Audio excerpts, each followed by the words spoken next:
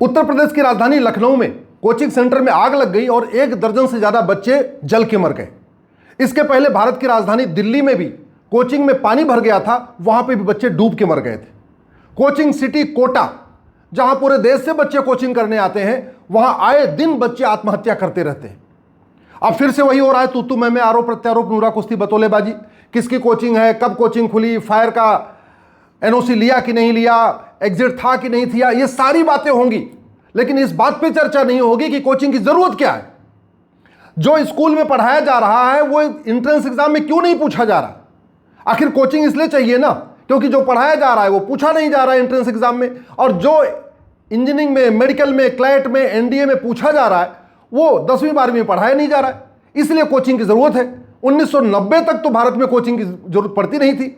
अगर बहुत ज्यादा आवश्यकता होती तो लोग ट्यूशन पढ़ लेते थे, लेकिन अब हर शहर में 50-50 कोचिंग, 100-100 कोचिंग। और यह सब हुआ है कोचिंग माफियाओं और सरकारी नेताओं और नौकरशाहों के नेक्सस के कारण। ये जो कोचिंग माफिया हैं, जो लाखों करोड़ का कारोबार कर रहे हैं, इन्होंने ऐसा सिस्टम डेवलप कर लिया है कि जो इंजीनियरिंग के एग्जाम में, मेडिकल के एग्जाम में, एनडीए में, क्लैट में, आईएएस में, आईपीएस में, पीसीएस में जो कुछ पूछा जाएगा वो 10वीं 12वीं में पढ़ाया नहीं जाएगा, वो बीए, बीएससी, बीकॉम में पढ़ाया नहीं जाएगा, और जो एंट्रेंस एग्जाम में जो पढ़ाया जाएगा वो पूछा नहीं जाएगा। इसीलिए कोचिंग करना मजबूरी हो गई। बच्चा 10वीं का टॉपर हो, 12वीं का टॉपर हो, बीए, बीएससी, बीकॉम का टॉपर हो, इंजीनियरिंग का टॉपर हो, मेडिकल का टॉपर हो, लेकिन अगर उसको आईएएस बनना है, आईपीएस बनना है, या 9वीं 10वीं का टॉपर है, अगर उसको एमबीबीएस में सिलेक्शन लेना है या आईआईटी में सिलेक्शन लेना है, तो उसको कोचिंग करना ही पड़ेगा।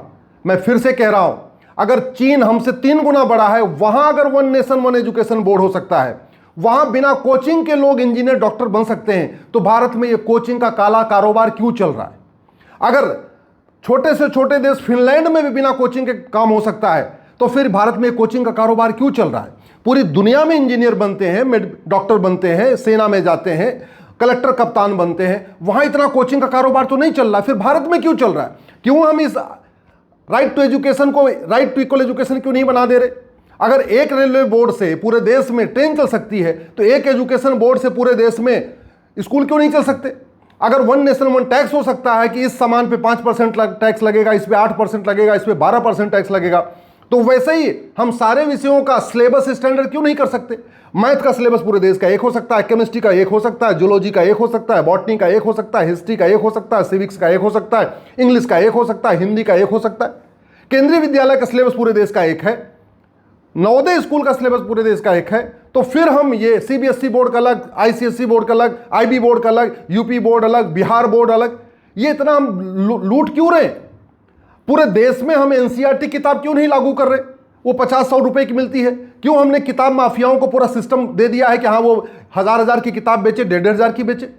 आम जनता की जेब काटी जा रही है, माता पिता परेशान है, बच्चे डिप्रेशन में हैं, आए दिन पेपर लीक हो जाता है, उसके बाद बच्चे आत्महत्या करते हैं। इस कोचिंग के चक्कर में जो गरीब माँ बाप बच्चों को कोचिंग नहीं करा पाते, उनके घर में अशांति फैली है। लोग एजुकेशन लोन लेते हैं, अपना खेत बेच रहे हैं बच्चों को कोचिंग कराने के लिए, और इसके ऊपर कोई बात ही नहीं हो रही है। बात क्या हो रही है? हाँ वहाँ पे फायर एग्जिट नहीं था, इमरजेंसी एग्जिट नहीं था, इसकी कोचिंग थी, उसकी कोचिंग थी, इस नेता का हाथ, उस नेता का हाथ, सारी केवल बकवास।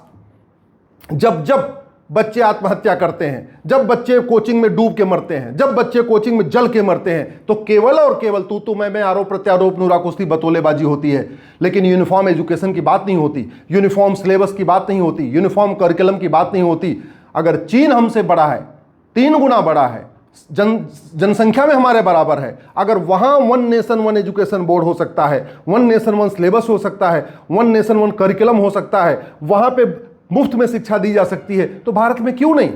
और जो पढ़ाया जाता है 10वीं 12वीं में, वो इंजीनियरिंग मेडिकल में क्यों नहीं पूछा जाता? जो बीएससी बीकॉम में पढ़ाया जाता है, वो आईएएस आईपीएस में क्यों नहीं पूछा जाता?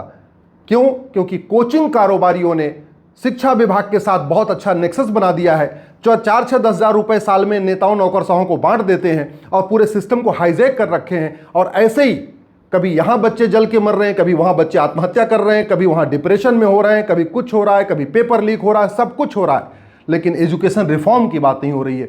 अगर आप इस घटना से दुखी हैं और आप इसको भूलना नहीं चाहते, तो दल गुलामी छोड़िए, पार्टियों की गुलामी छोड़िए, भारत में समान शिक्षा लागू करने की मांग करिए।